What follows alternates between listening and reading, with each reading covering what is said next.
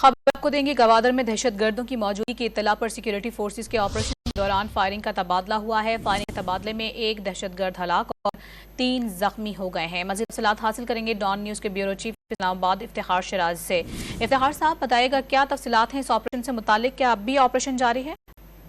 जी बिल्कुल, सिक्योरिटी ज़राया ने ये बताया है कि आज सुबह के वक्त गवादर में कुछ दहशत गर्दों की मौजूदगी की इत्तला थी और इस इत्तला को लेके एक से रिस्पॉन्ड किया गया है और उनको इंटरसेप्ट किया गया है। और इस दौरान दहशत गर्दों की जानब से फायरिंग की गई सिक्योरिटी फोर्सेस और जवाबी फायरिंग के दौरान अब तक के इत्तलात के मुताबिक बताया गया है कि एक दहशत गर्द हलाक जबकि 3 जख्मी हो चुके। लेकिन इत्तलात आखिर तक जो आ रही है मेरे पास वो यही है, अभी भी कुछ और दहशत गर्दों की वहाँ मौजूदगी के बारे में शुबा जाहिर किया जा रहा है और इसी को लेकर एक बड़े इलाके को सिक्योरिटी फोर्सेस ने अपने घेरे में ले लिया है और उन दहशत गर्दों की तलाश का सिलसिला जारी है। जी, अब तक की जो इत्तलात हम तक पहुंची उसमें यह है कि दहशत गर्दों और सिक्योरिटी फोर्सेस के दरमियान जो फायरिंग का तबादला हुआ है इसमें एक दहशत गर्द हलाक जब 3 जख्मी हो चुके हैं और अभी तक की कार्रवाई जारी है गवादर में।